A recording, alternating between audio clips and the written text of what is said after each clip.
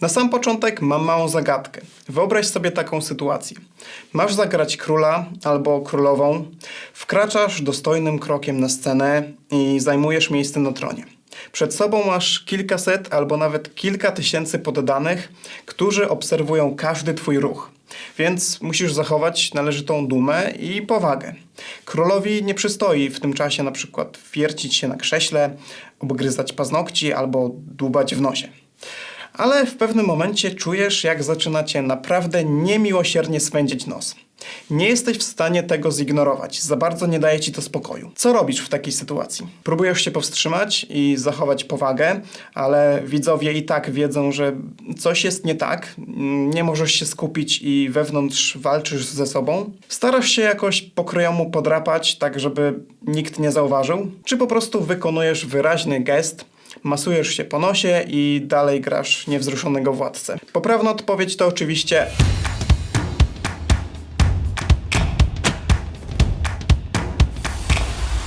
Cześć, witajcie, z tej strony Grzesiek Orlikowski z kanału Go On Stage Bliżej Sceny. Na rozwiązanie zagadki masz czas do końca odcinka, wtedy pojawi się poprawna odpowiedź.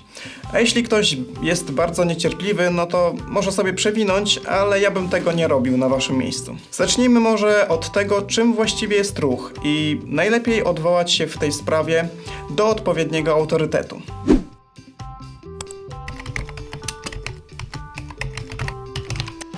Ruch. Polskie przedsiębiorstwo handlu detalicznego, założone w 1918 roku w Warszawie. Zajmuje się głównie dystrybucją prasy, produktów szybko zbywalnych, prenumeratą, usługami kurierskimi i logistyki kontraktowej. Nie ten ruch. Mówiąc o ruchu na scenie, musisz wiedzieć, że jest różnica między ruchem a przyruchem. Ruch jest zawsze świadomy i zamierzony. Wykonujemy go w jakimś konkretnym celu. Ruch powinien być wyraźny i czytelny dla widza. Przyruchy natomiast to wszelkie gesty, poruszenia jakąś częścią ciała, które wykonujemy często nieświadomie, w sposób niekontrolowany, na przykład machanie ręką albo przestępowanie z nogi na nogę. Także świadomy ruch, który nie będzie pewny i wystarczająco przejrzysty, możemy zaliczyć do przyruchów. I jak możesz się już domyślić, przyruchów staramy się unikać jak ognia i redukować możliwie do zera.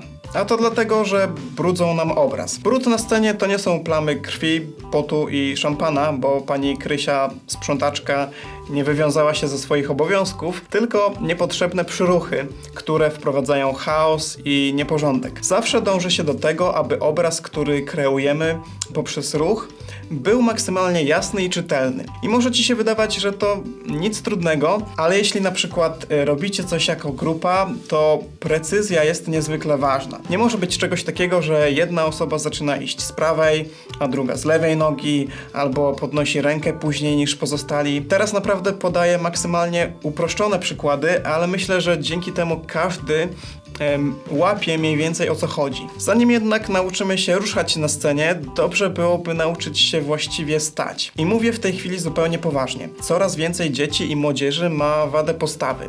A czym skorupka za młodu?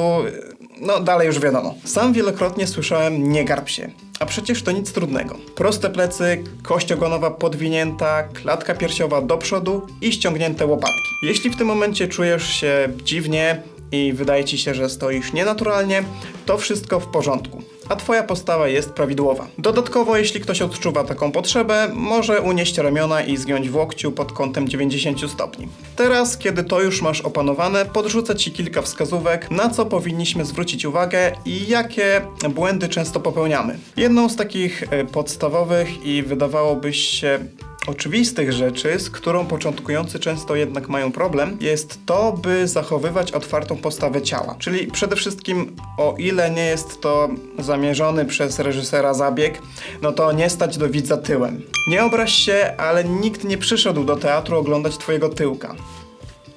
Otwartą postawę należy też zachowywać wykonując jakieś czynności. Jeśli na przykład klękamy, no to kolano od strony widowni powinno dotykać sceny, a jeśli sięgamy po coś, to powinniśmy to robić ręką, która jest dalej od widowni, tak żeby nie zasłaniać siebie. A w momencie, kiedy obracamy głowę, no to obrót powinien nastąpić twarzą do widza. Ważny jest też sposób wchodzenia na scenę. Zasada jest dość prosta, bo patrząc od strony widowni, z prawej strony sceny jako pierwszą powinno się stawiać prawą nogę i analogicznie z lewej lewą. W tym momencie, kiedy wyłaniamy się zza kulis, nie jesteśmy zamknięci na widza. A skoro o kulisach mowa, to kiedy poruszasz się po scenie, to staraj się unikać dotykania kulis, horyzontu i w ogóle jakichkolwiek zwisających szmat. Jeszcze jedna rzecz odnośnie wchodzenia na scenę. Niektórzy idą na środek i dopiero potem zaczynają grać. Tak jakby nastąpiła w nich jakaś cudowna przemiana. Rola zaczyna się już w kulisach, kiedy czeka się na wejście.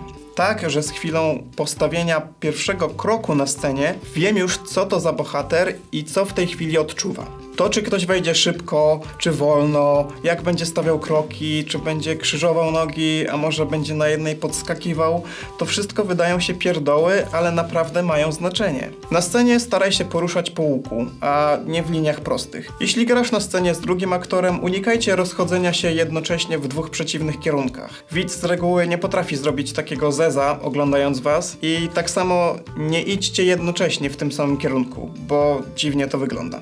Fajnie też, gdybyście zachowywali kompozycję na scenie, to znaczy jeśli mamy kilka postaci, to żeby były jakoś rozproszone po całej scenie, a nie skupione w jednym miejscu, a na drugim końcu świeci pustką. No chyba, że na przykład scena będzie oświetlona tylko wokół aktorów. Nie depcz z nogi na nogę, jest to niezwykle skuteczny sposób, żeby położyć każdą scenę. W momencie, kiedy czujesz, że nogi ci drżą, to mocno je wyprostuj i zepnij tę część ciała, gdzie plecy tracą swą szlachetną nazwę. Zawsze chciałem to powiedzieć. Jeśli scena, po której się poruszasz, trzeszczy, wydaje różne niepożądane dźwięki, no ogólnie jest głośna, to dobrze jest odseparować chodzenie od mówienia. Albo jak uderzasz ręką, żeby wzmocnić wypowiedź, no to zrób to najpierw, a potem powiedz kwestię. A nie w tym samym czasie, bo zepsujesz efekt. Kolejna rada brzmi: unikaj banałów. Na przykład palec w górze, no to znaczy, że mam pomysł. Spoglądanie na zegarek, którego najczęściej nawet nie ma, pokazywanie na siebie podczas mówienia o sobie, no dużo tego jest ogółem. Albo dostajesz za zadanie zagrać pijaka i wiesz, rzuca tobą od jednej strony sceny do drugiej, a w rzeczywistości, kiedy jesteśmy pod wpływem, to raczej staramy się właśnie zachować równowagę, tylko nam to nie wychodzi. Pamiętaj też, że mniej znaczy więcej. Pewnie będę powtarzał tę zasadę nie raz. Wcale nie chodzi o to, żeby teraz nie wiadomo jakie ruchy wymyślać, robić ekwibilistyczne akrobacje. Czy to nie jest masło maślane? No, wiadomo, cuda na kiju. Słuchaj, pada polecenie, zagraj zauważenie. Może się wydawać, że w teatrze wszystko powinno być wyolbrzymione, tak żeby babcia z wadą wzroku minus 15 dioptrii, która siedzi w ostatnim rzędzie, widziała wszystko jak na talerzu. No nie, popatrz. Poproszę o demonstrację.